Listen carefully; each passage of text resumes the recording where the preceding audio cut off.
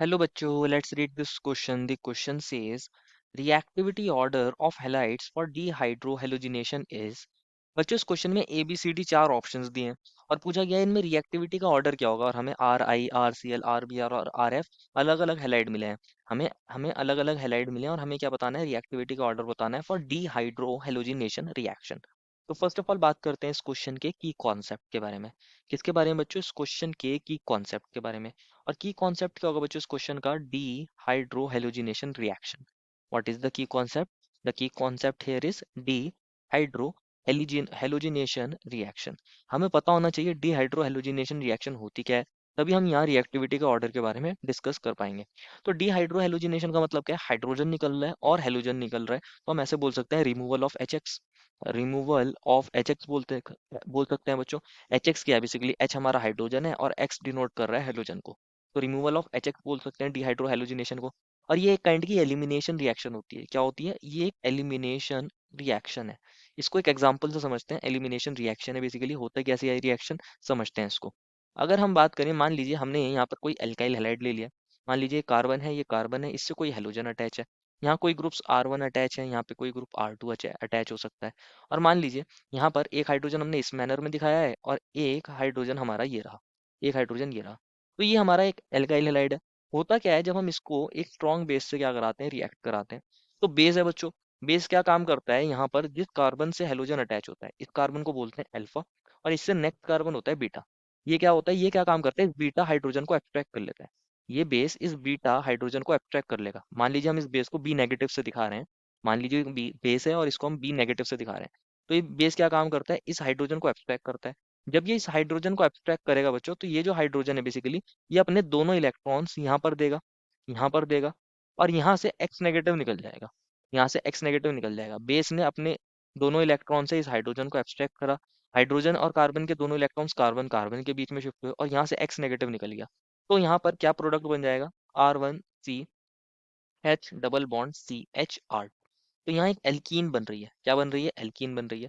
यहाँ से क्योंकि अब एक्स नेगेटिव निकल रहा है, माइनस एक्स नेगेटिव, और यहाँ से यहाँ पर क्या निकल रहा है, बी एच बन के निकल रहा होगा, आप ऐसे लिख सकते हो माइनस बी एच। तो यहाँ से क्योंकि हमारे पास से यहाँ क्या निकल रहा है, एलिमिनेशन हो रहा है, एच एक्स निकल रहा है।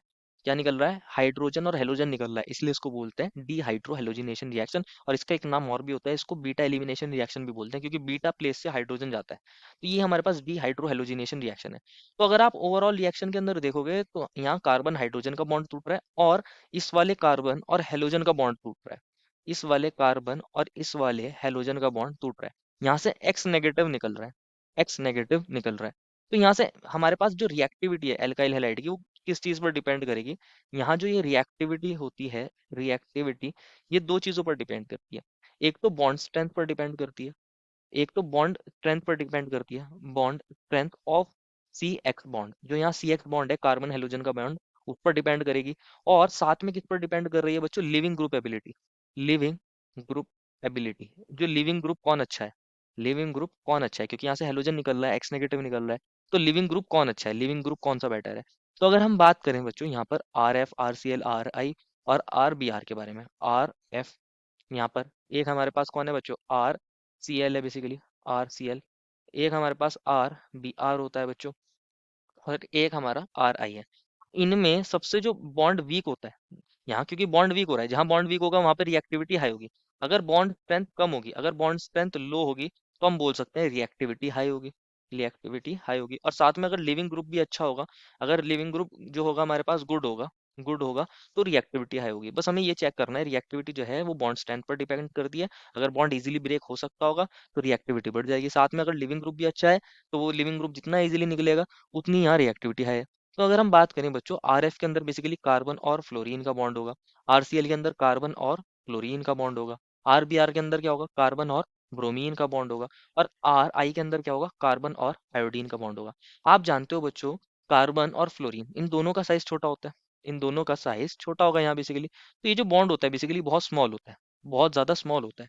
लेकिन सीसीएल की जो बॉन्ड लेंथ है बेसिकली, क्योंकि क्लोरीन बच्चों फ्लोरीन से नीचे लाया करता है। तो मान लीजिए ये क्लोरीन का साइज है, आपने इस तरीके से दिखाया, और ये हमारा कार्बन है। तो यहाँ क्लोरीन और ब्रोमीन का जो बॉन्ड है, उसकी बॉन्ड लेंथ ज्यादा है। सिमिलरली सीबीआर का साइज, अगर ब्रोमीन की बात करें, तो ये तो कार्बन से भी बड़ा होता है। ये तो कार्बन से भी बड़ा होता है, क्योंकि डाउन द ग्रुप हेलोजेंस के साइज इंक्रीज हो जाते हैं।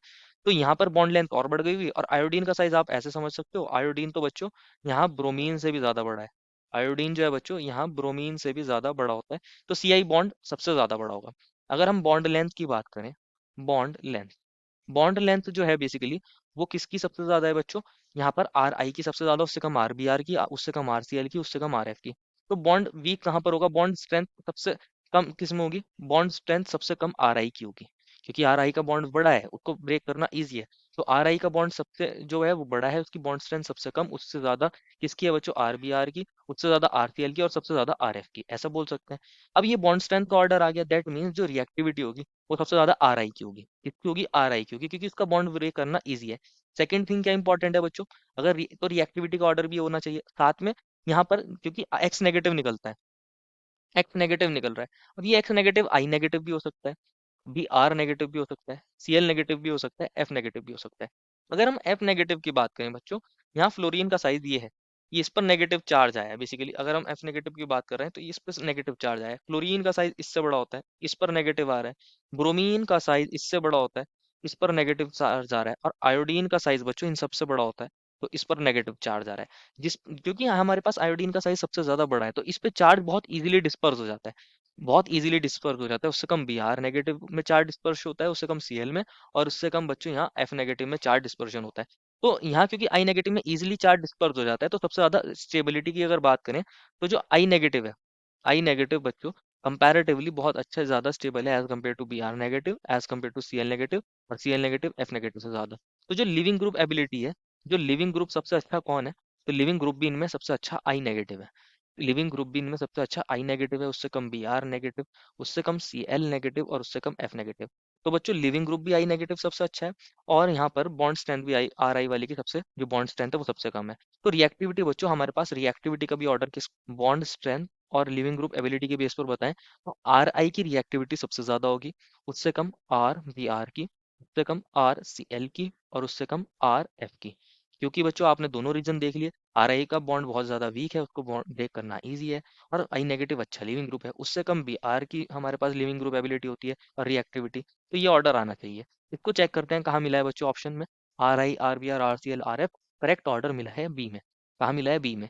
ए बी सी डी में ये जो ऑर्डर, ए सी डी में ऑर्डर्स गलत दिए हैं, बी में सही दिया है। देखो final answer is option number B. I hope you understood it well and best of luck.